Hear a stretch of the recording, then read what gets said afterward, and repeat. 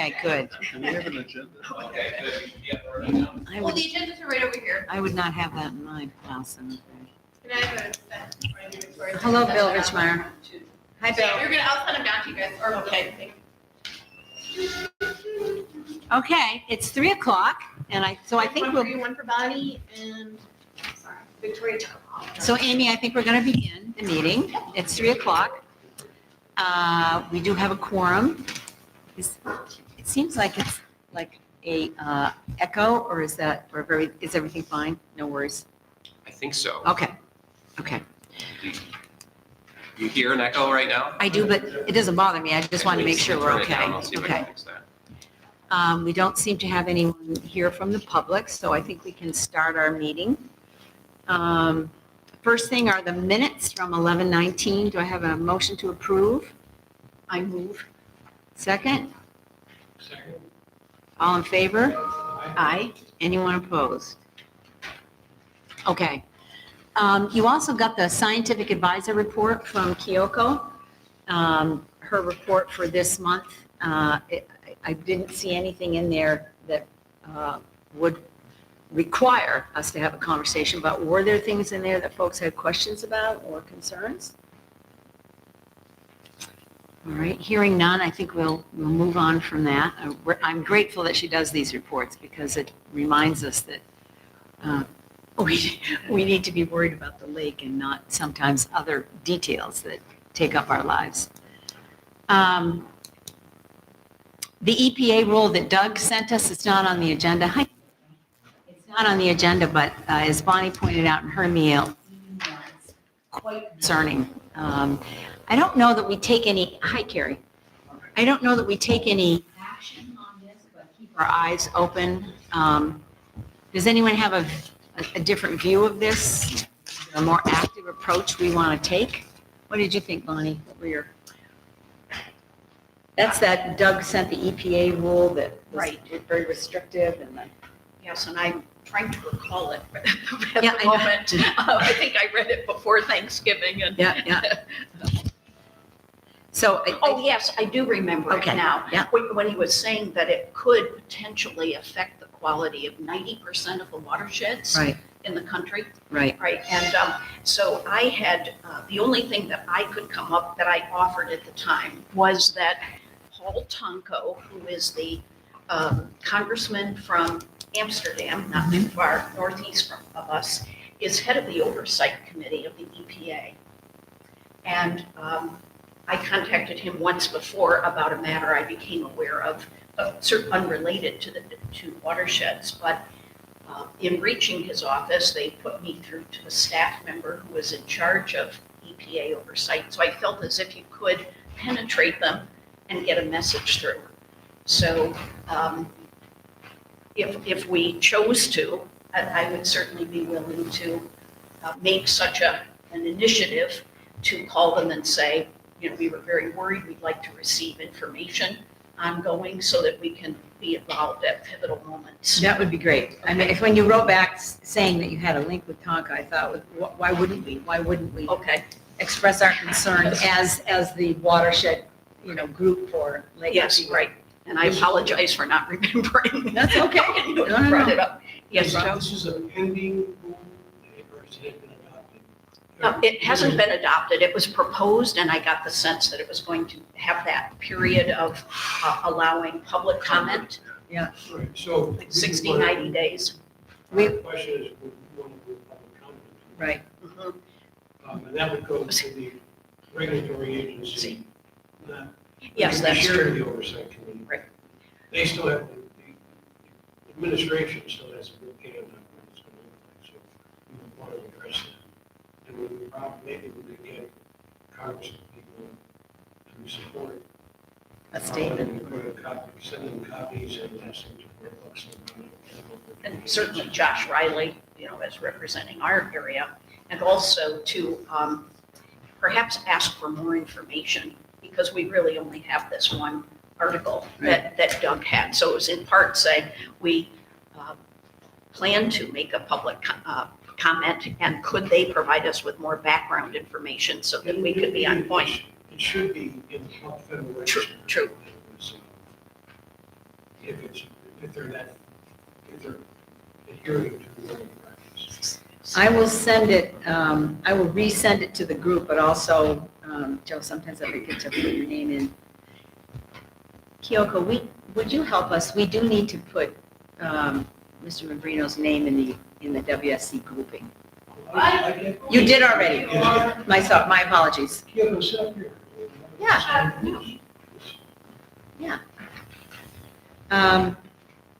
So I'll send it, Matt, I'll copy you so you can see it, okay? Matt, I'm going to copy you so you can see it and maybe share it with Florian, see if the BFS and WSC and a group of people started to get on this, it might make a difference. So Bonnie, you'll start that process with Tonka and, I will, and then also I'll check on get the procedure on the Federal Register. all right, wonderful. Carrie, can you update us on the septic system and the homeowner that we talked about last meeting?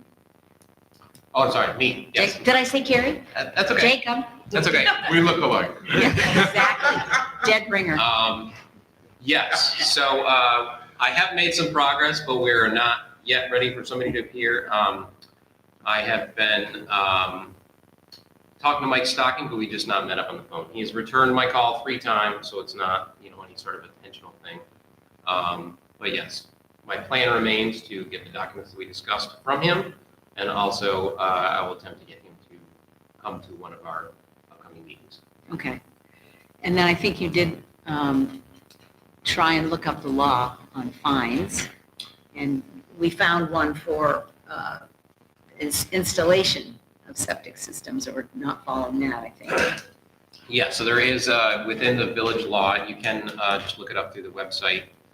There is a section within sort of our guidance documents, legal guidance documents, that describes issuing of fines. It does seem to be specific to more sort of on the inspection end, where if I were to have gone out and find somebody's system is in non-compliance, it lays out everything in terms of how long they have to rectify that issue, what would we do if they didn't respond, and it does lay out potential of fees. Could we extrapolate? She said meaningfully looking at Joe. If it says we can establish a fine for someone who didn't follow or is not seen to be in line with the inspection process, could we say that could also encompass someone who didn't follow the rules in installing one, do you think? Or would that be dicey? Well, any procedures for installing a notice to the Yes. inspectors? We probably would have to be specific in the Yeah, I law. have to think about that. Okay. I'm not sure how we want to do that. All right. So at the end of this whole process, and when Mike comes and talks to us, let's figure out if we want to suggest some sort of a fine if someone doesn't follow any step of any of the processes that we have. If there is a requirement, if there are requirements for how you go about installing something, and you don't pay for the process along the way, it seems to me that the ultimate remedy is to deny a certificate of occupancy or some sort of approach like that. It's not about the dollars, it's about Yeah. compliance. So, This is kind of a first for us, so we're going to have to. One of the things the guy from Canadagua kept saying at that meeting was how they constantly use carrots and not sticks. Yeah. And I think we have to be careful I about think something so. like that. Well, getting Mike to come here, getting him to call back is great, and if we can get him here, then I think that we'll remedy any situation that he gets involved with. And also in the long term, some counties have licensing for septic installers and inspectors. So that is one long-term possibility, and they certainly would not want to lose a license by doing things that are, not okay by the county. Okay, so we'll process this situation and learn from it and figure out how or if we need to do something different for the future or do it in a different way. guess we might ask Canandaigua what they do with non-compliance. Yeah. Can you add that to a list of things you might want to follow up on with him, Jacob, maybe? Would that be? Trying to set up the Zoom thing. Can you just refresh me on what you're saying? Of course. Can we maybe make a list of things we want to follow up with Kevin on from Yes. Canandaigua? That might be one. What do they do when someone doesn't follow the rules? Although, I think the document he sent, he connected us to, I have not read it yet. Let's read it before we ask him something he's already told us. So I'll look at it. We went over your report before you came, Kyoko. Another, we didn't go over it, but no one had any questions. Were there things you wanted to point out, though? Actually, it kind of relates to the seminars and training section that I had. Okay. So it is on the fifth page. Fifth page, yeah. So New England on-site wastewater training program that has online courses as well as in-person courses. And then in February of 2026, they're offering two online synchronous courses. So those are the ones that you actually need to be a particular time online with the instructor and so on. And interestingly, they are now offering courses specific to the Suffolk County, New York, Long Island, septic industry business license courses. So Suffolk is where the advanced treatment unit that a gentleman came to demo talk about. Yeah. And that has been approved downstate in Suffolk for removing nitrogen to a lower level, because that's their main concern, that nitrogen is known to contaminate the groundwater, and also the coastal area is affected more by nitrogen than phosphorus, but their unit also reduces phosphorus. So they require specific quality in the installer to install those higher and, more functionally superior systems. So it may be worth, finding out what their system of licensing and, inspection goes on there. Okay. All right. And the educational pieces would be good for, well, I guess, Jacob might want to take a look at them, but he may already have this knowledge, but it may be something that committee should review in terms of her report. These are things we could potentially learn from, so this might be an important thing to know. Okay, thank you very much. I appreciate that. Okay, Carrie, tell me, are you still on the committee? Yes, until the end of the year. At the end of the year, so you're as of December, the end of December, okay. Right. I wasn't sure, I'm getting different messages, so I'm It's okay. trying to clarify, thank you. December 25, okay. All right, let's see. NISPOLA, the NISPOLA presentation, which will be a combined SUNY WSC presentation. Did you have a member of WSC who's working with you on that yet? Yeah, Bill. Bill expressed interest, and No, That's all it took. actually, I thought about it a lot, but I need to talk to you about it. He's a very good presenter, Phil. We'll, Don't let him off the hook. Well, I was thinking that it might be the difficulty writing a 9E grant for a oligotrophic league as opposed to what most people have. Where it's much more. Our problem isn't so much. So we're nitrogen unique. phosphorus. We're So unique. how do we convince them we still need, their help Their and the help. grant? I don't, maybe that would be the tack to take to have it be different, but still interested. And I think there's so many smaller lakes now that are interested in doing this that might be of some Yeah. value. And remember, folks from the state take notice of who's presenting. So we want to be like visible in that way. So you'll come back and let us know. Yeah, so we need to write an abstract or like Yeah. summary Yeah. and then submit it and then relatively soon. So is it something that we should draft and circulate to WSC for approval or how? I didn't see anywhere where they had what their expectations were in terms of how many words or what the abstract, you know, what. She Yeah, knows. it's She's done. 250 words. Okay. Not that long, no. All right, so does anyone here want to review it before our MD, PhD, and PhD do a review? Do you feel a need to review it before it goes? Okay. All right. You I'm have good. to. This advice. So I think we're okay to go. If there's some reason you want us to review it, we're open arms. We'd love to do it, but we trust your work for sure. I just want to do a quick update. Kevin Olvany, the meeting with him was wonderful. He gave us all kinds of time. He was very generous.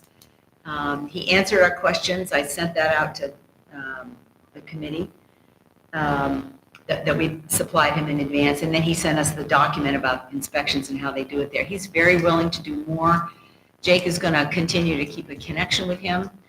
And I think he's going to be very open to us tapping his brain on various things that we might want his help with. Any other thoughts about that meeting? Or? It was great, Okay. very helpful. Well, if I may, I missed it unfortunately. What was his approach to getting a intermunicipal agreement together? Did you talk about that? Yes, they did. Who else remembers? Go ahead, no, go ahead, Joe. Well, you can supplement, certainly. Correct. But what characterizes that situation was a bunch of peer municipalities, and they had no organic legal authority like we have. And he was getting us kind of intrigued to hear what we did have in that regard. So it was basically a collaborative intergovernmental agreement that where nobody really had a whip hand, although they did have a common interest. And I think it was just, if not years, certainly months and months of negotiation to get them to the point where they could commit to that kind of memorandum. They did have one. I got the sense that they started in 1985 and it took until 1999 to formalize parts of the 14 municipalities. One thing I remember is he said that they got the local governments to own it. They each had some person, and they tried to come up with issues that they would have common ground with, and that the disciplinary or the regulatory part was handled by the 5 municipalities that had purveyors of water systems. I'm not sure if I'm using purveyor. He kept using the word purveyor. I Mhm. forgot to go look up the context for it, but he seemed to say that the 5 largest municipalities who had waterworks, each of them took a lead, and they were a separate board in controlling and handling some of the technical aspects of it. And that what they found was particularly helpful, I took away from it, in getting the 14 to work together, was that they would provide grant writing and grant supervision. Yeah. So that if one municipality needed a new piece of equipment, first they would send the word out, and maybe somebody else could share that piece of equipment. But if not, they would write a grant for the $60,000 to get that. And so all of a sudden, there was a reason that an extra reason that the municipalities wanted to come to this group of theirs. Yeah. It was a kind of a fair funding unit in the agreement. Okay. It was complex, wasn't it? It was kind of complex, but it was obviously took a long time. But it's at least perhaps a model we might want to take a closer look at. I mean, if we had asked him for every single document that he had, we would have been overwhelmed. But I think bit by bit, we can go through Jacob and say, gee, we'd like to see the intermunicipality agreement or whatever it might be, so we can get smarter in terms of what folks are doing. it seemed very topical in that I think Jacob and Bertine had put together questions that they sent him, and he returned them, Yeah. and then focused on those and would expand upon them as we had follow-up questions. So that part was helpful as well. Thank you. I want to update you on the meeting with the Susquehanna crowd. Yeah, River Basin Commission. Yeah, that. It was a plethora of folks that came to the table, experts from that, maybe 7 people, 8 people that she pulled together, Ellen Campbell pulled together, different experts on different things. And we had laid out to them, sort of a cause célèbre, if you will, that the headwaters of the Susquehanna, we had very little interaction with them. We'd love to be able to have them understand us, invest in us, try and help us with some things that would be helpful to them. We made the point that if the headwaters is sick, then so will the rest be, and this should be interesting to them. So there was a lot of conversation. I don't know if I could necessarily clarify the outcome. There was one grant they thought we might be eligible to do, and maybe they could do some testing. Did I get that right? Because once it got scientific, I was like, Yeah, so excuse me. So what was that? I have thousands of them. There may be a possibility to get the dam upgrade funded, and we also brought the idea of the Clark Pond dredging survey, but according to the rubric, the dam one has higher priority if we apply. So that's the kind of better, basket to put your eggs in for now. What did they see as valuable upgrades? So that it can more finely adjust the lake water level. A more scientific electronic approach rather than humans lifting up. Walking out on the dam. And thank God we have them. I mean, Ashley Seyfried, this was before you got here, Joe, came here at my request and took pictures of what they do, brought it back, and everyone down there was, oh my God.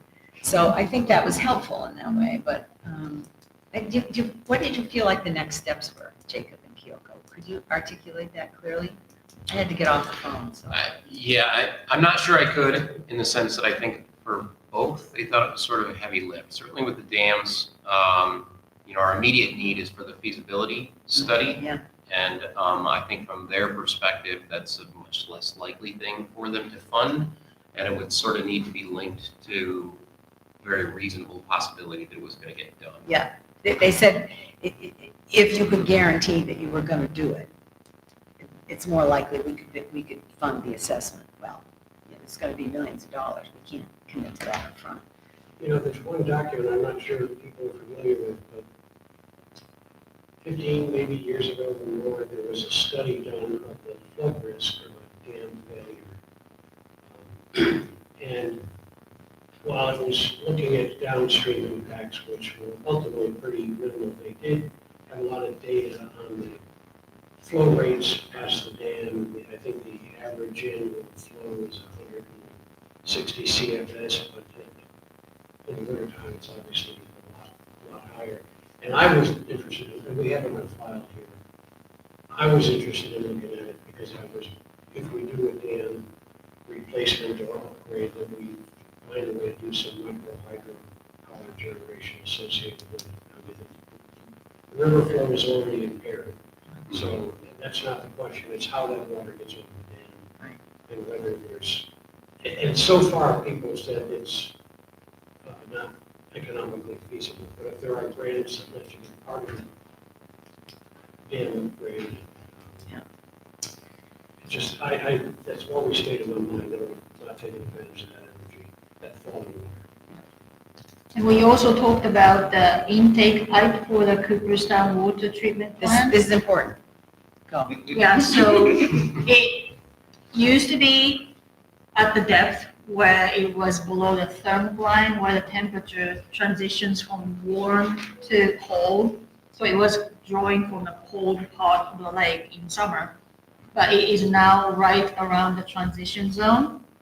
And also with the lower water level, that transition zone could also come even lower.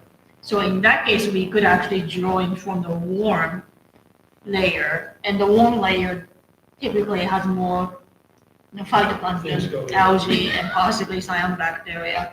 So Scary scientific looking, words. into the future, we probably want to consider drawing the water from deeper down, because it can be deeper down, but it's just not possible at the current design. What's your thought about that? I'm sorry, Matt, what's your thought about that? I just look at a map. How far off the bottom is the zinc? It's pretty close to the bottom. So I think the pipe would have to be Extend into, Yeah. further. I think that's great, because like people said, water quality is a lot better. Well, the thermocline much less likely to kind of get toxins. There's also, Doing something to help them clean the pipe out rather than pushing a plastic tank through it. Making I'm not sure what the options are. The case that every time they do that, they have this nightmare thought about the fact that the pig might not come out. No, seriously. Yeah. No water. That would create a Yeah. tremendous problem. Yeah, I mean, they're dripping some chemicals as well, the Earth Tech or something like Has it that. ever happened that that pig doesn't It's come out? not, it has not happened yet. Sometimes it's taken longer to come out than it's supposed to, but they have, Ah. Okay. it's so interesting being on the river when they're pushing the pickup, because at the release valves, these geysers are coming up, periodically, there are chemicals on the pipe up the river. So these geysers. It's like Las Vegas fountains. Not Okay. But there's also a question that we've discussed in water and sewer board about the useful life of the existing pipe and whether that has to be replaced. And then some, the idea of engineering that and permitting that in a river bed, in a lake bed, can become problematic. The great thing about it now is it's all gravity feed. Some were suggesting, I don't know how realistic it is, to pull the pipe up and run it down the road. So you'd have a pump station, sort of like Ferry Springs. Ferry Springs, right? That was being massively expensive. I just wanted to note a comment by Pat. Pat says the SRVC folks asked for some comparison silt studies and said they could do a silt study for us. I didn't know what the station's thought was on what they were talking about, adding a bathymetric survey, Yes. whether that's unnecessary at this point. Let me just finish your thing though. It says, I think the SRVC folks said they might be able to get us inflow and outflow measurements, even though not from USGS. Intake was at 40 feet, but not when water is so low. Yeah, thanks, Pat. So is it just Jim and Pat that are on the?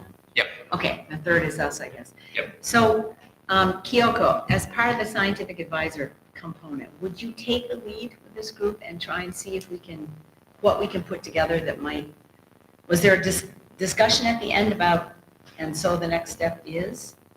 I had to leave for class, so I missed the last part. Nothing? I don't think so. I mean, not conclusively like they were going to do a thing. And I didn't want to lead them into yeah, you should go ahead and do a bathymetric survey of our lake without knowing the. Yeah, go. All right, so why don't I write to her and say, because I am clueless about this, why don't I just say, what's, in your view, what were the next steps? What do you need from us? How do we go forward? Is that acceptable to everyone? Okay. And will you help with that? As part of the scientific thing? Yeah, and Ellen has been emailing me here and there for asking for some bits of map or some local information, and she's been good, so. Okay, wonderful. I appreciate that. I hope that that's sort of more interesting scientific advisor work than, some of the other things we've had to ask you to do, but, okay, database accurate. I think what's good about this meeting is that they're aware of us. 8 of them are aware of us. Ashley is sort of the brinksman around this, and I don't think nothing will happen. Okay, that's the best. Database accuracy, Jacob and I have been discussing this, and he's been really clear that he continues to need to understand the accuracy of the information around the inspection systems, and will continue to provide us updates as he sees fit. I think a lot of it's going to be case by case basis, because until I've talked to the individual homeowners, it may not be entirely clear to me if we have every bit of the data that we should, and that the database is reflective of what their current status is. So I sort of view the accuracy of the database as an ongoing fight that I'll be engaged in for a number of years. Okay. It's just the case, I think, of taking, a massive amount of paper records and moving to digital. It's difficult to decipher through everything that's there and exactly what's relevant, what's not. So, Yeah. Okay. Ongoing. Stay tuned. I just add some, Do we feel we now have, we were discussing that software question about the good day to push the old data out of our system, so we wouldn't have a historic record for each site. Are we comfortable with the flow of software we have that can keep data over time for each site? Yeah, so just so everybody's up to speed, I think what Joe is talking about, and Chris had raised this back when he, briefly had my position. The way the current version of what they had set up in ArcGIS doesn't sort of have the ability to keep your past record, right? So if you give somebody a new sort of certification date and that's put in the database, that it's not sort of readily available what their last sort of information was and all of their prior stuff. I don't have a good answer for you, but I feel like ArcGIS must have some sort of capacity for that, some way for you to store historical data. I don't entirely know, but it just seems like it's too universally used for it to not have that ability to allow you to sort of warehouse your prior data. You're aware of GHIS systems, right? To some extent, Oh, but so if it's basically similar to HAB's database, and there should be a way for you to click. So the latest data usually comes up when you click on the point, and then if you click on the arrows, you can go to the older data. And that's how typically ArcGIS, Survey 123 works. And perhaps you have some experience with that too. Yeah. Oh, good. Great. I'm not an expert with GIS, but I Well, understand the basics. you are at this table. That's right. before we leave that, I Sorry. ran into a person who I communicate with fairly frequently about, sometimes in the past, people have referred to a specific septic system and referred to it by its mailing address, and that so many people have a Cooperstown mailing address, but their street address is something else.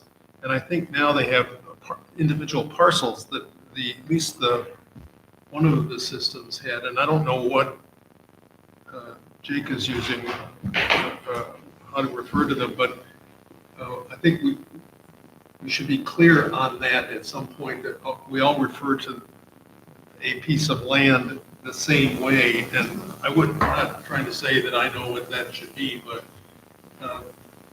apparently it got screwed up really easily with people's mailing addresses, because that's how they were communicating with the people, because they don't live Mhm. here, or they. Yeah, we've done a couple mailings, and, I personally have done the mailing. But even They refer come to back. where the septic Oh, yeah. system by Yes. a mailing address, Yes. you can get it screwed up. So it just, and that thought hadn't occurred to me, but it just sounds like a potential way to get our. That'll definitely be something ongoing too, Bill. That's literally also the issue with our physical files, is they're all by people's names, not even the address or, the parcel number. The parcel number is probably the best way for us to keep track of these, but, the home is sold, all of a sudden now you don't have that record in an accurate spot with the accurate person, so. Yeah. Yes, I agree. That's how they should be indexed, by something like that. I'm sure you're well into it. It just, I hadn't thought of that, but I can see that Definitely. Okay. That's all I Lake Friendly Pledge, Stephen Phillips and I are still working on this. I think he's still understanding what the merch might look like before we actually release that. Jim, do you have any other update on that? Probably not. No, I really don't. We've kind of back and forth. First, I jumped the gun. I put something up in the previous journal, exit. I think at this point, I'm just trying to answer other emails. We're not totally finished. We're gonna have a board meeting right at the beginning of January. But, it's not a secret, Virgie. It's gonna look like that. There's some dispute whether it's a draft or it's not on the website, so. Do you have a specific question about it? No. I just, the last I spoke with Stephen, the modifications, if you will, that we did, it seemed good. And then there was a thought that we would provide homeowners with some sort of a tchotchke. That we would have to vote on. Yeah. The real, I'll say this, the real issue, it is a good question that's been raised. And I use this word kind of loosely, but, it looks a little elitist at this point. If our target is home property owners, we want to encourage good behavior from citizens. So if you visit the lake, you rent on the lake, you vote on the lake, we want the lake pledge to apply to the whole population. So I think, whether, the final version will look a lot like this, but I do want to expand the universe of who we're talking to. Oh, great. And Perfect. not just make it property owners. Wonderful. Property owners are the most important because, but other people, Right. are important too, so. And so, yeah, so, There will be a change in about, about 3 or 4 weeks. okay. We will get a revised version. Yeah, I think that's great, Jim, because I think we would want to, support it and also, use whatever mailing list BFS has and we have to get all that out and help people be more engaged. So, let's work on it together. I think that's great. Thank you very much. Yeah. I did the last mailing with your 2 mixed lists and it did not go great. So we probably want to do some updating on that. I can talk to the clerk. And it could have just been because they had already moved on or they didn't have mail forwarding set. But yeah, we got some returns. So. Oh, okay. Yeah, that's great because if we get the returns, then we can manage better the information. Yeah, so let's go over that. Okay. I don't know that it would be Marcia. I'm not sure. I'm not sure who. I just want to let you, I forgot to tell you that we did get a considerable amount of I returns. think I've got a big stack of those returned and delivered in my office. I may have put them in a box for you. Chris has done some updates on that. There's largely, just so you're all aware, the clean data file, which is the Excel file that sort of constitutes our database right now. I have my own version of that with a lot of color-coded things that I've added to it. So I did want to throw in that Pat had noted that all the fields that we're discussing are in the database. It's not as if we have a thing and it's just the name or just the address. That is all there. The issue though is that within all of those individual categories, there are a number of issues across the entire set in the sense that there could be a parcel number, but perhaps it's a large enough property that there's multiple parcel numbers. And is that captured? The name could be different because the person has moved on, or now their child owns the property. The address could be out of date of the mailing address. So it's largely, we have a good database set up now for the work that was done. I'm certainly not knocking the work that was done. No. But I think there's going to be a lot of supplemental work. Yeah. Well, it needs to be more Just sophisticated. to get it up. Yeah, it needs to be more sophisticated. I was just going back to Stephen's suggestion that they had wanted to put lawn signs, offer lawn signs. And that certainly would apply to property owners. But I'd like to just suggest that we take the logo and some of the very practical ideas, which as I read it through, I found very impressive, Jim, and put them at picnic areas, the boat launches, Yes. maybe not all of them, but the ones that are pertinent to that activity along the lake. So that it gives the feeling that all of us are trying to protect and sustain the Responsible. lake. I know it sounds silly, but I love that idea. And one of the cool things when I was visiting some other lakes, they had given out mirror stickers so that every rental and every place will put it on the mirror in the bathroom. Great, yeah, like the Bonnie magnet had or thought the something. refrigerator, yeah, that's. Yeah, so maybe one of the That's fridge, direct that's where the for kitchen, a and the metal. bathroom, because that's where your most contamination will happen. Yeah. Um, I don't know, the fridge is a close second. But giving them like, it's just a clink, you can put it on the front door, you can put it on the mirror, but most put them on the very bathroom. And we had talked about something for boat launching, maybe some sticker that goes right on the windshield of the boat. Right. To, makes it easy to identify. Yes. Okay, I'll keep following that with Jim too. Okay, the regulatory grid, Jacob handed it out at the last meeting. I don't know, you probably didn't have a chance to review it. I couldn't read it. So I had to go on the computer and really enlarge it so I could look at it. But what I see is that it's going to take time. Yeah. To complete it. We may have to do a lot of work with the towns on what they might, what information they might have that would help us, for instance, on the tributaries and the ponds and that sort of thing. Yeah. So, I mean, it's going to take a while to get it all together. I mean, I'm anticipating it's going to take me a lot of time between now and January. And from my perspective, I see this first year in a sense as a draft, not in the sense that it'll be a complete document that I send to the state, but it's to be far from, perhaps what we intended to be in a couple of years. These things are more robust, we have things in place, we, know which items are heavy lift and which are easier, and, there's a lot I don't have to figure out for that. Yeah, So, it's good. It's a heavy lift between now and January. Yep. And it will certainly be, a bit of work in upcoming years to make sure it is what we want to. Well- Hopefully, within 3 or 4 years, it's a bit more, not the work involved, but the actual presentation of the report is a bit more cookie cutter, and we throw in, Yeah, here's the this result year's. this year, here's the Yeah. index of Yeah. these inspections, here's whatever it happens to be, but, yeah. Good. It's definitely a heavy lift. Good, well, thank you. I'm glad that you're doing that. And Carrie, thanks for bringing that to us. That was important. I appreciate it. And then Carrie, tell me, last meeting, I'm listening to it. I always listen to it so I can learn how to be a better chair. It's slow progress. You had said something about, you had said that that wasn't really meant to be handled, the 90 wasn't meant to be handled by a committee like this. Were you thinking, I did. what were you thinking? Tell us what you're thinking. What I was thinking is that when this committee was established in 1985, this was a committee that was established on behalf of or by the village and the waterworks to monitor compliance with the Department of Health regulations. And for that reason, it's a village committee, and for that reason, the village has 2 of the 5 representatives. The 9E plan is in fact a watershed-wide effort in which everyone is an equal participant. Mhm. And I think that, I wish I hadn't missed Kevin's presentation, but that is precisely what the 9E plan anticipates, and where everybody's sitting around the table as an equal and talking about their collective interest in putting something together that works for everybody. Yeah.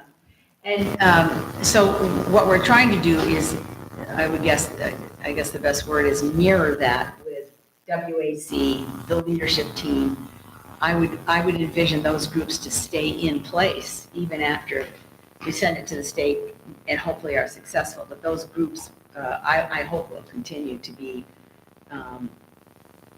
developing. I think WSC, the way I understand it, became the place for this for 2 reasons. One, somebody had to apply for the 9E, and it was the place where we had everyone at the table, representative at the table. So I'm hoping it'll become more and more robust as we understand it. Yeah, and I think, picking up from that, beginning with Kevin, is that they didn't have anything to start with. And the difference with us is we did have something to start with. We had this statutory, regulatory, grant of authority that already knitted the jurisdictions together. And it doesn't seem to me that big a reach, it almost seems,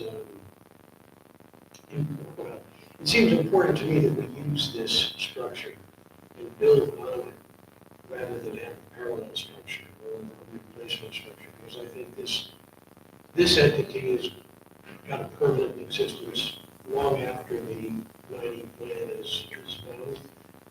It's going to be implemented probably most effectively through the members of this committee and who they represent. So I mean, I'm not sure 90 wasn't intended for this committee because 90 never contemplated the unique legislative authority that we have. And I think this is value added to us. It's an armature that we can put the 90 plan on. That's all. Right, and to build it so that it fits the work of the watershed, yeah.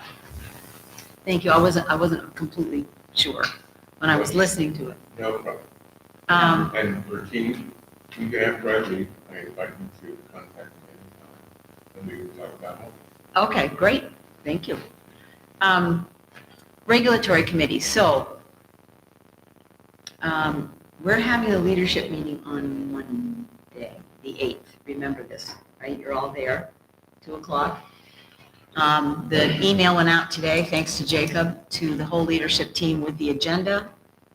We sent attachments to them of the project status reports, the executive summary of the survey that I did, and there's something else, Jake, but anyway, that at least.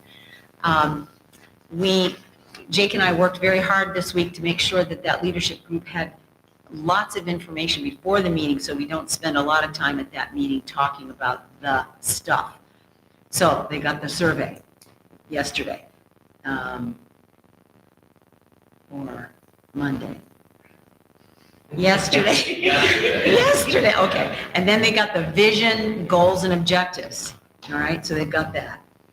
Then, in preparation for the meeting, they're going to get all the project reports. So they can see exactly the work we've done since we started and since the public meeting. So I hope to use at least half of the meeting to talk. You'll see the last agenda item is frank discussion about how we work together to get to the goal. And I plan to use the public survey high points that I did as the jumping off point for that. Because in there it talks about working together and all of that sort of thing. So I'm hoping everyone so far is planning to be there, and I'm hoping that it will sort of be the first step in us speaking frankly about how we can work together to make it happen. What needs to go better, what things we need to think about doing that we haven't done, etc. So in that committee, we'll talk about the regulatory committee, the scientific committee, and the ag committee, and what they're up to. It'll be like just a brief, here's what we're doing, here's what we're doing, here's what we're doing. And the rest of the meeting agenda will be about how we work together. So, everyone okay with that? Any thoughts, any worries? I was just thinking about this, what we do about ditching, which we were thinking about it as something that was pertinent to each of the towns, but that the way that at least 2 of the towns are going to think about it is quite different from the way I would think about it coming from the town of Springfield and being focused on Otsego. Mm-hmm. Because Middlefield, for instance, most of the ditching has to do with Cherry Valley Creek and the Mississippi. I grew up in Wisconsin. So. Their focus on where that is going to take place, what we're going to do is going to be different. And Otsego has Canada-Durego and that whole drainage system that's different. And so the way it's going to appear to them as being important, or how much you want to get involved in it, it's going to have a very different image, which I think for me, to think about it that way just seemed very different than what we're always here focused on Otsego and what's bringing into Otsego. Because they've got a lot more of Yeah, other stuff to be. a lot more doing. worried to be worried Yeah. about, yeah. And that's appropriate, but we need them for the part that they're doing. Yep. Still got to work together. Well, apropos that, with the Susquehanna group that you met, this is a kind of a fair funding notion, because every Cherry Valley Creek is a tributary of Susquehanna. So if we were looking for a program opportunity that everybody could benefit by. Mm-hmm. This Good point. I was thinking the same thing in the meeting. It's a great idea. Last meeting. And that would be a great way to, bring everyone in to the table and have a benefit from it. And, Right, there. yeah, another carrots. And also, I had also asked the representatives from each town to ask if there are specific things that they want to have in the 90 plan. And this doesn't have to be scientifically based, fancy stuff. I asked BFS to just remind me about that. Again, it doesn't have to be scientifically based. Kyoko has done one, and it's been sent to the consultants. I would highly recommend you go back to the boards of the towns and say, are there specific things you want to have? And it won't do any good to just talk to the supervisors. I think it's got to be the people at the table, the Jeff Weppels of the world, the Pat Kennedys of the world, who really have followed this and are really clear. And then we can make sure that they have that information. I was going to say, I'm going Monday to Middlefield's town meeting. Okay. So that'll give me something specific to. Yeah. I think you and Henry can sit down. Yeah. And figure that out. The new town supervisor for Middlefield I just met with him. Really sharp human. We're lucky there. So I would like to get that, because they are, just as a reminder, the consultants are writing bits and pieces as they go. So it isn't like they're waiting and then they're going to write a huge plan. They're doing bits and pieces as they go. So it's our opportunity to make sure our plan reflects as much as we can. It's going to be our last or our most complete chance to tell a story, which hopefully will carry generations after we're all, dead Has and Anchor gone. given us the characterization? Hmm? Has Anchor given us their written characterization of the lake? Uh, Or of the watershed, excuse me? We're working on it, right? Right. Yeah, it should be, I'm trying to remember what the last name was. But I believe it should be very soon. Okay. I just checked and said. I know they said the end of October at the latest. So, They did say that. Great point, Bonnie. Would Yeah, you let me check that. chat with them? And then how about UFI? Is UFI on track, Jacob, with consultants? Yeah, I believe so. Yeah, Okay. well, let us in the Excel meeting this morning talking about the modeling stuff. My belief is everything seems like it's largely on track. You feel good about it? Some- Yeah, I mean, it's about 2-3 months later than I hoped for at the beginning, but so in general, right now, we are looking for modeling products by April. And then at that time, we can start to run those models with scenarios, like if we didn't do anything and the air temperature goes up by so many degrees, what happens? If the air temperature goes up and we do something to the watershed, what happens, kind of scenarios.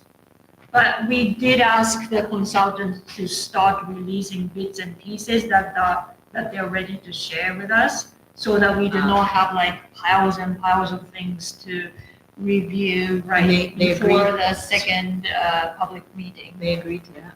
Yeah. Okay. And did you get the municipal assessment forms, Carrie? Got it. Okay. Friday, You got it? I got it. Okay. So it's supposed to, Friday, we have a meeting with them, okay. and they're supposed to tell us whether or not we have them, or when we'll get them, and discuss what we're gonna do. Okay. If that is not productive, is this something the leadership will do? No, this will be very productive. They'll be really productive. Gonna be- And also, the But leadership yes, meeting doesn't want to yes. get that down in the weeds on this issue.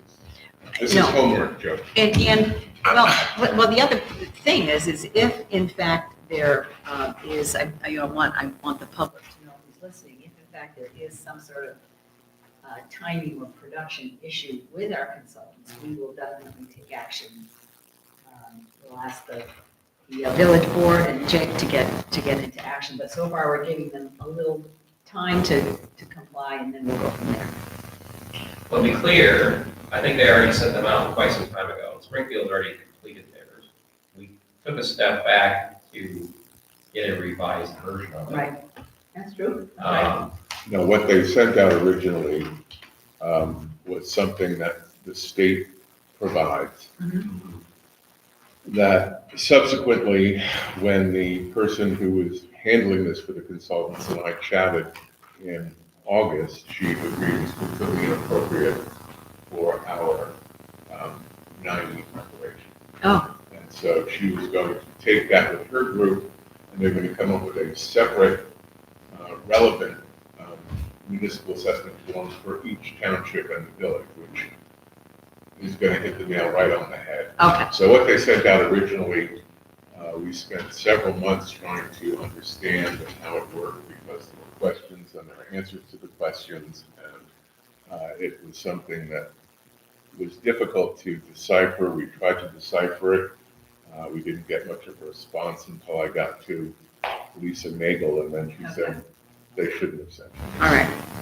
And then we're going to give it to the leaders of each town and village and say, decide who should fill this out. Precisely. Okay.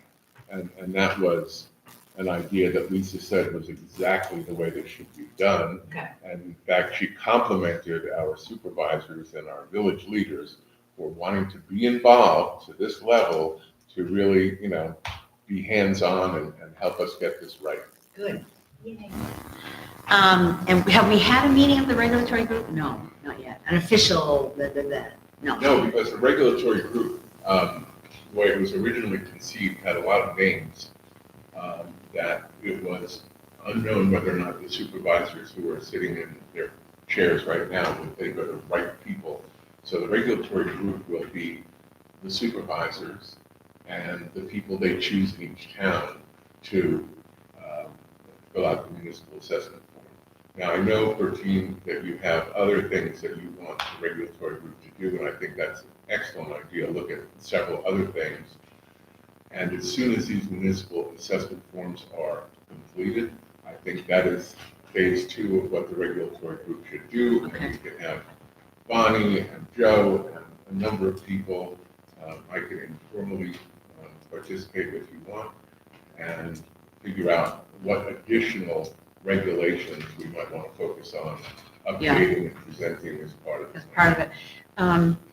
So just as a reminder, the committees had to go to the state for approval. So if we're going to change our committee in some way, we got to talk with the state about that. Or what we might say is that just the municipal assessment part is being done by a group, and that the full regulatory committee will be the one that oversees the other things that we need to worry about.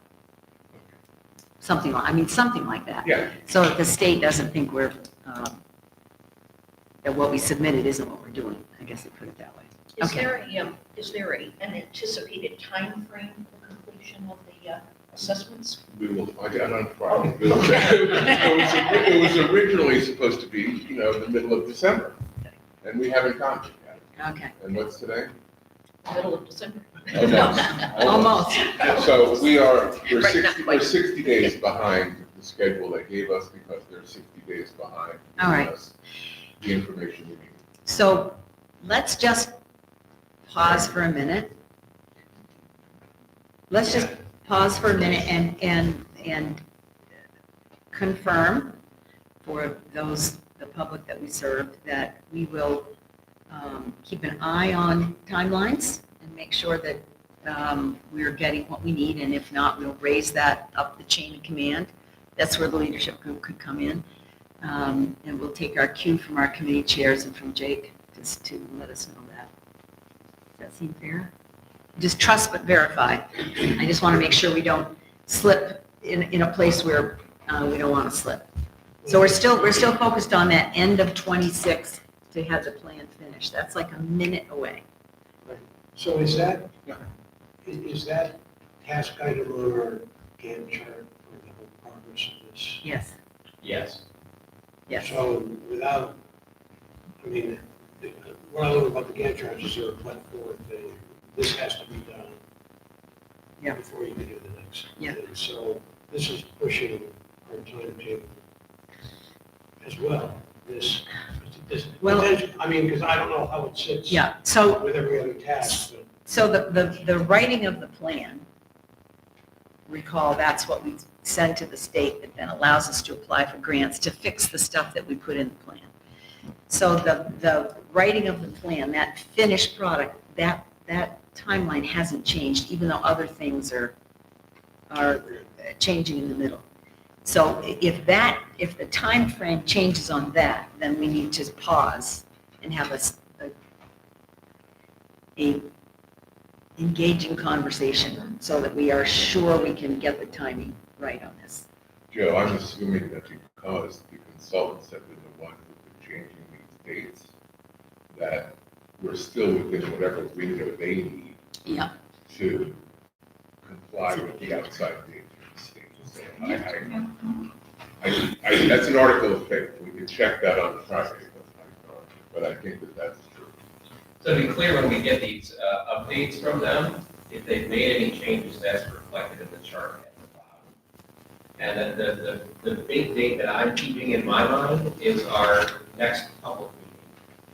Because that's where we're going to have most results. It's where we want to be able to talk about the model stuff. Right, characterization. We do have a heavy lift, the characterization. Yep. We do also need to do a bit of work. This will largely be coming from myself and Kyoko in terms of discussing with everybody else. But, all of our sort of BMP selection should be citizen and community driven, right? Like just because we wanted it to be science-based, we still want as much input as we can possibly get from municipalities, from people filling out surveys and so forth, in terms of what priorities are within sort of the limited window of what we can achieve. And some stuff's already been done. What has the biggest effect in terms of the model. So when we're reaching that April timeframe, we want to be able to discuss with the modeling team what we want to see modeled.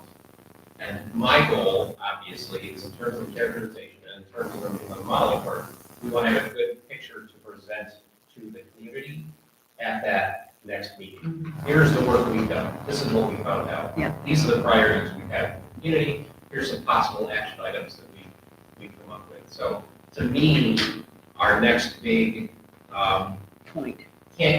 do not want to move date is that late season public meeting. When is that? They have it on here, Jake, Public, no.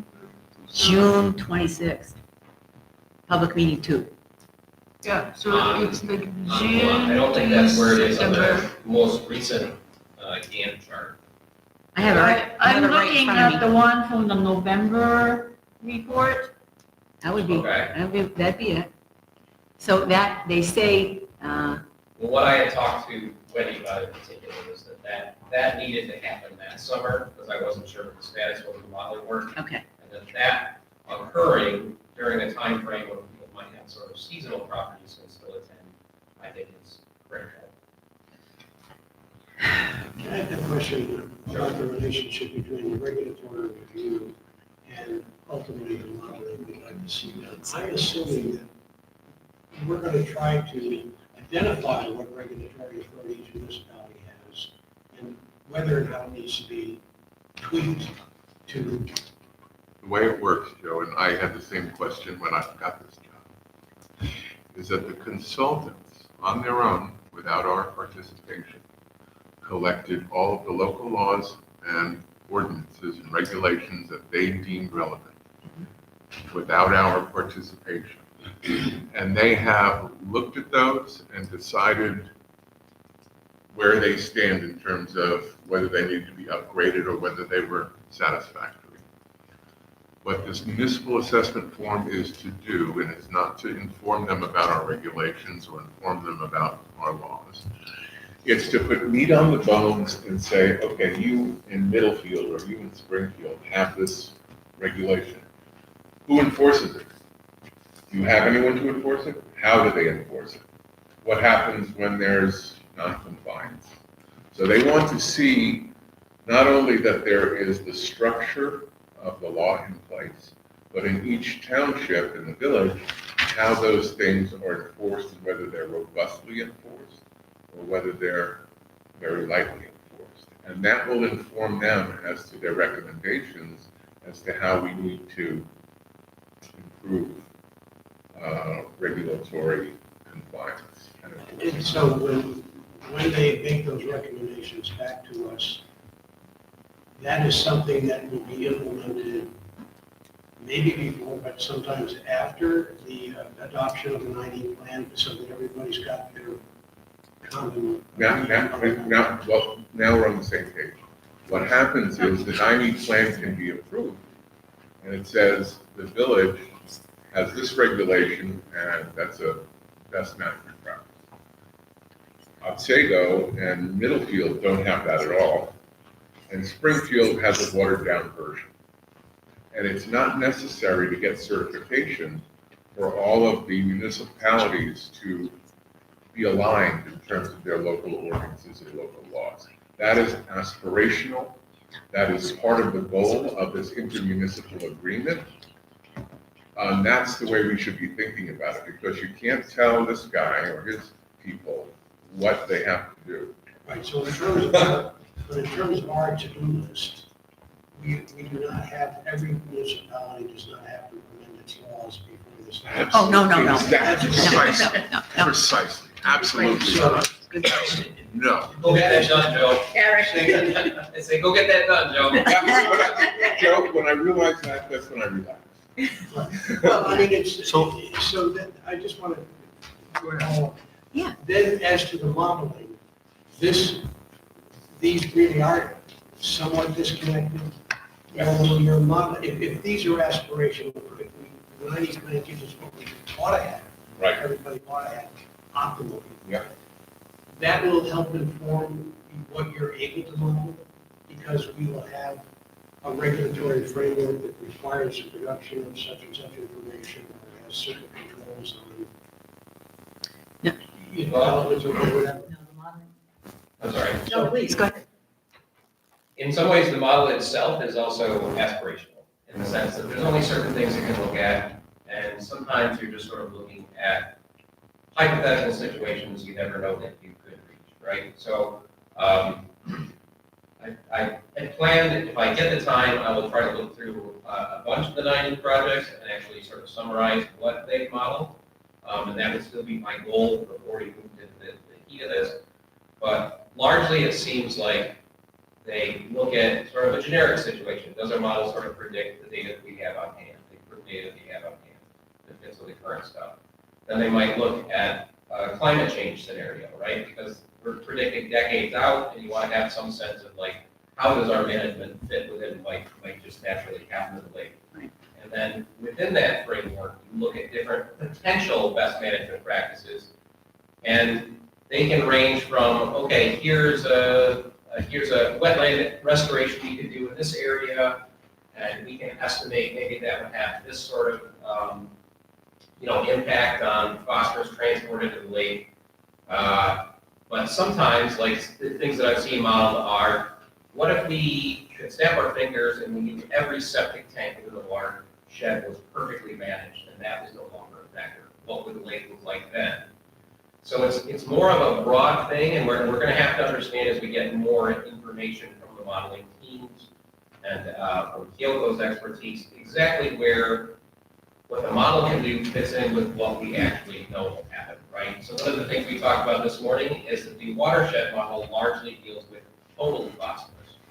And we sort of hit on in some of these meetings, that's not necessarily your most important question. Phosphorus that's found up in clays or coming in particulate matter, that has nowhere near the effect on an algal bloom. It's just soluble reactive phosphorus that's sort of already biologically available. It's going to have a huge effect. So I guess my answer is, at the end of the day, what we want to do with that model is understand what its limitations are, and then come up with sort of our best sort of big picture. Here's some things we could do that the community is interested in doing. Here's what the model says that might get us in terms of phosphorus reduction. And we talked, obviously, we're in a oligotrophic lake, right? But a lot of the assumptions about climate change have massively increased transportation of these things in the watershed, just due to storm events and increases in precipitation. The temperature itself has a huge effect on what the health community composition is going to be. So, in the end, it's never going to be perfect. We can say, we want to look at this change right here on this creek and what effect that's going to have, but we're going to try to look at some of these big categories of things we can do, see what the model says, what it might save us from in terms of the effects of climate change, and what this might naturally happen in the next 20, 30 years.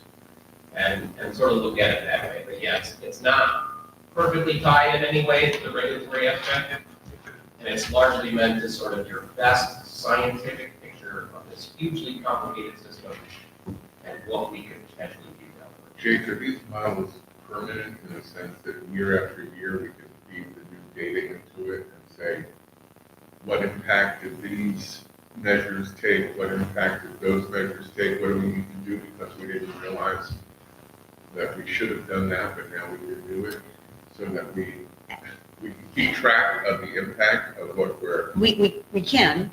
It'll take sampling, money, it'll take exactly what we've done so far. You have to have all this. Is that part of the 90 plan to get a grant to do Yeah, that? Well, it's like 7, 8, 9, or yeah. Follow up. Yeah, there's follow-up, there's a lot of this. so the way I look at it, which may be too simplistic, is that there are any number of things that will make the watershed more healthy. One of them is Modeling from the data we have to see what our issues might be. Another is, here are regulations that could be used to keep the watershed safe, both from the town and from how we use boats and ditching and any number of things, the Ag Committee. And then there's the involvement of the community in making sure that everybody is on the same page as we take care of the lake. So it's almost 3 or 4 different sources of symptoms and sources of fixes that we can accumulate, if that makes any sense. Sorry, Bish. Okay. I have a question. Oh, you go ahead.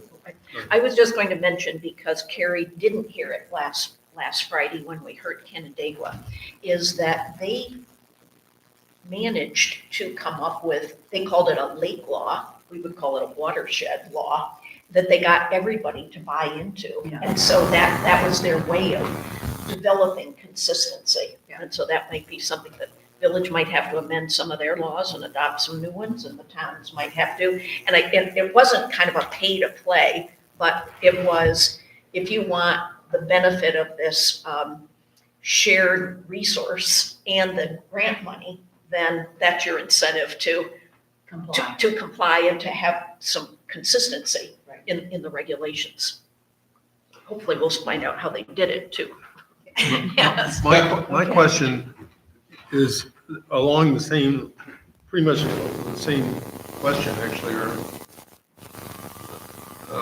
and that is that almost all of the things that we measure are measured in one spot. Like they're measured in tributaries coming through Otsego or Springfield or whatever. But there are things that affect the lake that can come in from multiple directions, and those are boats. And I don't think that we have a plan of how we're going to control invasive species if we can't control how we are able to be sure that if a boat comes in the lake, that it's had an adequate cleaning. I could live in the town of Springfield and I could go to Springfield Landing, but if I don't want to go to Springfield Landing and have them give me a bad time, I can go over to one of the motels and give them $20 and put my boat in. Or And that happens. any place, it happens all the time. Yeah.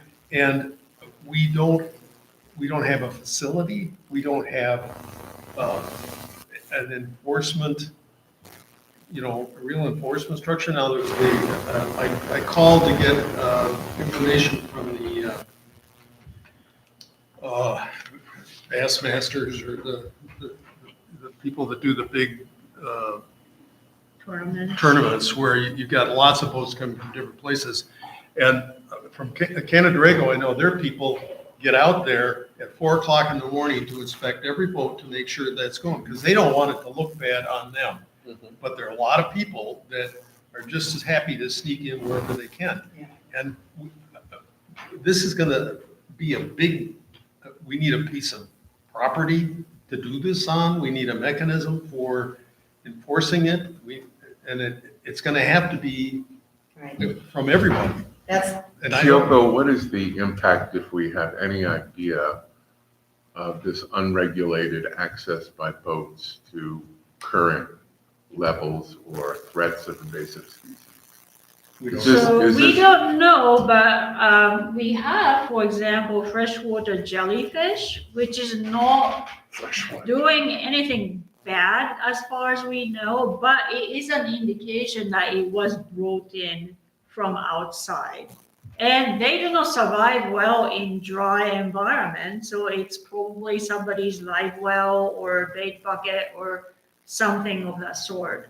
And there are, many things that have not come into Otsego, like fish hook, water flea, and etc. So that could be because we're doing it well, but it only takes one boat that's launched from, motel that has a live well that's infested with it.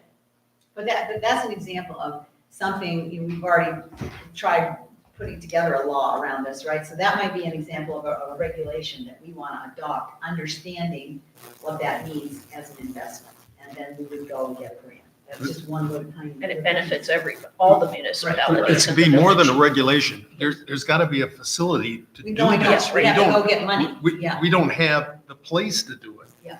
And we Yeah. certainly don't have the attitude of the way people get out. I mean, you can pick up your kayak and go from flop to flop all over the place and nobody's gonna know. Yeah. I mean, We do have land, it's not for sale. Good point. I hadn't thought of that. Yeah, I mean, just put that in the back here. If I can just add, but. We just need to move on. Oh, no, I'm sorry. Yeah, I'm sorry, I That's didn't fine, mean to. that's fine. No, I think Carrie's point is a relevant one. It's very hard to track, but my personal view on it is that, like, we have actually a pretty decent scenario here for preventing invasive species on Otsego Lake, just given the setup that we have. Yeah. The limited sort of public access points, obviously, if people are going in other locations, that's an issue. But my belief is it's probably one of the areas where we're gonna get the best bang for our buck in terms of management. Like, extra money preventing invasive species is potentially preventing many tens or hundreds of millions of dollars of costs to the community. Is that something the Chesapeake Basin Authority would be interested in? Yeah. Do our invasive species go downriver? Of course. Yes. Yes. Actually, So right that's a now, good even the DEC has a $4 million grant out for invasive species prevention with 4 different categories that you can apply for. So rapid response is one of them, boat decontamination is another. When you talk to the Chesapeake Basin people, is that one of their priorities? No, I didn't hear it. Not necessarily. It's No. more DEC locally. Right, it's more and that's locally for the DEC. how we for have invasives. the steward program funded. Right. And it's working very well, but we always struggle to get enough people willing to work. Like when the bass tournaments come, poor Lord tries to have the, stewards get there at 5, and that is not easy for stewards who are coming from Oneonta. Yeah. And And do it's not also have too their late own for a lot of the car. anglers Some already in the people water. will come Yeah. before 5. Right. Yeah, exactly. But, it is on 5-year, I think, the grant cycle. So if it doesn't get, renewed, then that's it. We wouldn't have anything. So that's, again, like the facility or the permanent structure to keep running the stored program into the future. Staff. Can I ask just one quick question? I know we have to move on, but in terms of this timing issue, do we have the authority to put up a gate, a chain on the launch ports? Yeah, When our we- stewards get there, then people get to go in the water. I mean, this idea of people getting there in 3 or 4, just for whatever reason. Yeah, Yes. Jamboree has that has come up many times in the Otsego Lake Association, but there's some sort of, it's DEC, because DEC funds the stocking of Otsego Lake for recreational fishing, and that is contingent on having like open access. Open access, but I'm just saying, we're gonna have organized open access. So Yeah, we can take it's gonna be from this care of time to that time. We could do that. We're not charging, we're not saying no, we're just saying, wait. The DEC might have words about that, but You I know, mean, it's worth trying. You don't know if yes.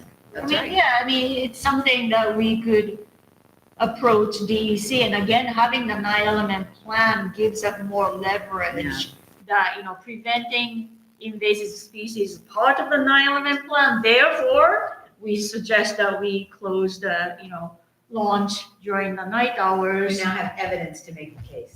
That's It it. had not been successful in the past as far as I am aware. So this is all good, it's all good, and I think it's, the 90 plan is gonna be able to be used for many, many, many things. Okay, I think we're pretty far down this list on this second page. Bill, any feedback from the guy around the drinking water protection project? No, I wrote him again and have a thing, but I found my slides from the talk he gave, and I figured out where his office is. We drive over and harass him? Good idea. Well, No. I just have to physically do it. I knew it. I knew he was going to do that. I knew he was going to say that. I knew it. I'm sorry, what's his name? Okay, Okay, let's just connect about it, because I've got some other drinking water things that may be helpful, but we'll have to have a conversation. I do have his name. It's in the minutes from the last meeting. Oh, perfect, I think. great, If it's not, call me, Amy. sounds good. Okay, and the grant that you and Christos were going to get for the assessment of the pond. Yes, Christos and I met.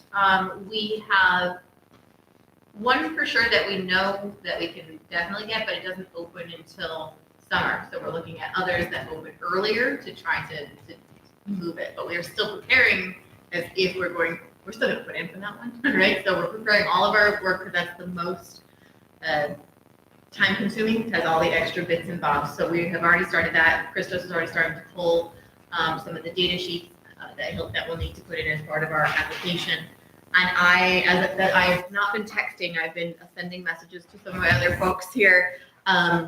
The combination of the water, of the assessment and moving the potential drinking water situation, I sent a question out to ask about that, because there's another group of grants that come much sooner that we could look at. So Okay. we're working on it, and we've got at least 3 that we are going to go after. One for sure that we know will definitely cover it because it's right there listed, but the others, Okay, being creative around it. Great. I just just want to make sure we're on that. Yep. And then I know, Bonnie, you told me earlier that you're going to meet with the Lake George connector on Monday, or He's calling Monday with some times next week for a Zoom meeting. Yeah. Not as, probably as extensive as the Canandaigua one, because he's not the overarching person. He is the water protector. He's the aqua engineer. So as soon as we know that, then. But that'll be another, another opportunity for us to connect Jake with. Yes, absolutely. That's what the primary Boots on the purpose of ground. it is. Yeah. Okay, that'll be good. all right, let me see. See, I think we've gone through all of the information on the agenda. The thick bomb study, Jake did send it after it crashed his whole system. I still have home rule. Are other towns considering? Let me know if Other towns, Middlefield or Otsego are thinking of doing home rule. I think that's something we should know. Pat just sent us some information. Who? Pat Patricia Kennedy. Oh. About home rule. Okay, well, I just want to know if the towns are moving towards that. if folks can tell us. About that, Pat, if Otsego looks like they're going to do it, let us know. Just keep us in the loop there. It really affects the lake. The power extends out into the lake quite far. In Springfield, you could affect how fast you could drive a boat all the way down to Sunken Island. really powerful in terms of how we control what we know in the lake. Bill, that would have to then be dovetailed with Well, that's the any exactly, lake law, like watershed laws Yeah. that Yep. seem to be in the best interest of everyone. because you couldn't have I different think people should take speeds. a look at what Springfield did. Worth looking at, because it took them, I mean, a little more than a year to get home rule authority to get that extension into the lake to control the area inside the lake, not just along the shore. Right. They took the position that we should have taken control of all this stuff, like, and more maybe I'll take it so that if we decide to go ahead with it, how we might pursue it. But I'm not sure if I see those in shape to be at that in January, which is when we have to be at the desk of Tate and Overrocker with, we want you to do this, and that's what you gotta do. You gotta be on their game plan for the year, right at the first of the year. But it is, even if we don't do it, it's worth putting into a plan of something that could be done, because it's, all these things that you're talking about, like the styrofoam, I mean, that's something that can be controlled under the in-lake laws, once you get municipal home rule. Yeah. And again, they should be consistent amongst All towns in the village, so that everybody's doing the same thing. Regulatory committee again, so. Okay, I wanted to, I've been thinking about this. This is something I've used in my career. I have something I want to pass out to the membership. It's a document that talks about how we may want to be together. We got a lot of work to do, and this is going to take us to places and topics that where other committees haven't gone, because we have members of towns in our jurisdiction. I feel that my duty as chair is to move this effort along. I often refer to it as pushing mud uphill. And in doing that, I'm interested in an agreement of how we decide to be together as a team. And so what I did was write down the things that I think are sort of motherhood and apple pie about how we work together. And then I outlined what I believe my duty as the chair is in terms of moving us towards our goal. I prefer to lead by consensus. However, I think voting could be used in situations where we have differing opinions and which are legitimate, but we need to decide to go forward. So far, we haven't been stalled. I usually use it as an anti-stall approach, but I think it may come up in difficult conversations that we have around how we're going to manage the 9E process. So I originally was going to go into executive session to talk about this, and although I think we could make a case about why we should, I guess as I thought about it, I thought, well, it's not secret. It's the way in which we want to be, I hope. So what I'd ask is for you to take a look at it and then get back to me with additions, changes, thoughts, anything that makes sense to you.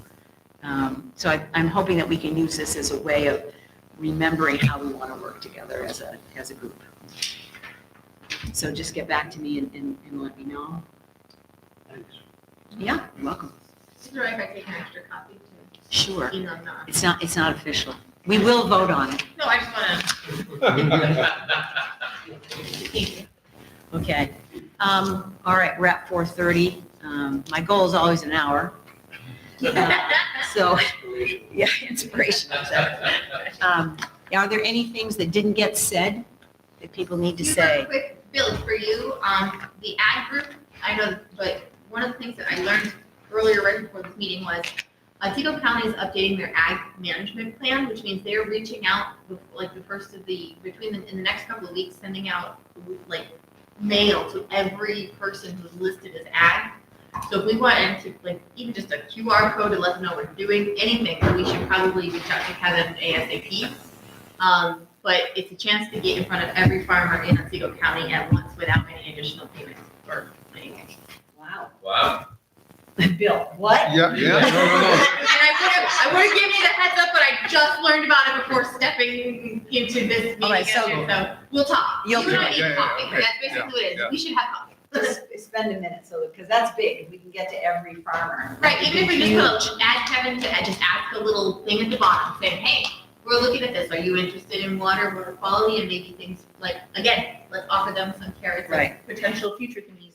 And that's another question, a weekly question to the consultants, is whether or not they've implemented in agriculture survey. I was gonna mention, I did reach out to them, I haven't Oh, heard back, but okay. it was just a few days ago. Okay, so we will ask I'll Bill. let you know. Yeah.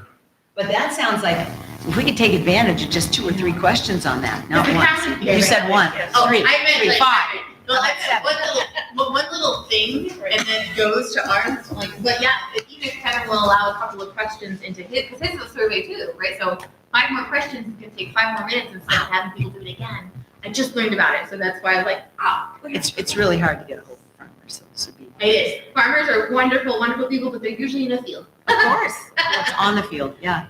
Okay, so once more, anything that didn't get said. We are meeting on the 16th.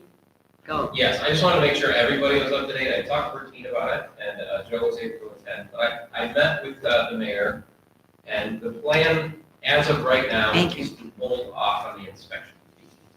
It is not in the sense that we would never implement it, but the more I looked at the issue, the more I felt that we wanted to consider it carefully. And, we talk a lot about carrots and sticks. I want to make sure that when I'm going out and talking to homeowners, or somebody else is going out on their behalf, that they don't feel like they got cheated in the process, right? And it's not unfair for us to have a fee, but I think we need to make sure that we thought it out completely in terms of how it relates to the 3 different major types of systems we have. And then we check off every box so that it's been well presented to the public, that we're positive that it's the best plan forward in terms of, how we're actually going to conduct the inspection. So just so you are all aware that was a decision that was made that we pull off on that in the time. Here. And we're gonna seek some guidance from the state of New York on the scope of authority. I would encourage you to seek more clarification from Ellen, because I would hate for me to be wrong about this in any sense. What she told me a few days ago was that is difficult because the state does not generally provide that information, and that typically this would be resolved legally in the sense of there being a lawsuit and the judge determining which thing. So that might be a complication. I don't think it was that they were unwilling to do that, but just Yeah. they believe that was going to be difficult to get the state. And also, the regulations that we function by were approved by the state, which has the inspection fee in it. So Yes, there's that. It's not as if they haven't seen it, yes, sir. but Yeah. they probably don't know whether they focused on it. Right. That's, there you go. Okay, anything else that didn't get said or has to be said or? Along this line, though, I think if we had more information about the fair funding formula that Canadagua uses, I mean, it's referred to in their responses in kind of vague categories, but it referred to, one of it was how much shoreline. Are they talking about individual owners? Are they talking about? No, towns. Towns? Municipalities. Okay, well, Yeah. I didn't get that from here, but I'm just saying, all that sort of thing, I think would be valuable for us in making decisions about that. And correct me if I'm wrong, but I think Kevin has pointed out that of the 14 jurisdictions involved, some of them are not riparian to the lake. Right. They're at some remove. But they're in the watershed, and so, they are perhaps particularly needing carrots. But, so it wasn't, it just wasn't limited to the riparian jurisdictions. And now I'm breaking my own rule here, but Victoria, as you've been, 2 meetings, so, old news now. You're no longer the newbie. Let me know how you want to work with us and what committees you want to be involved in, how you want to be involved in helping us do our work. Okay. Think about it, and then if you would, let Jake and I know. Okay, yeah, absolutely. All right, thank you very much. Thanks a lot. So, turn on, Miss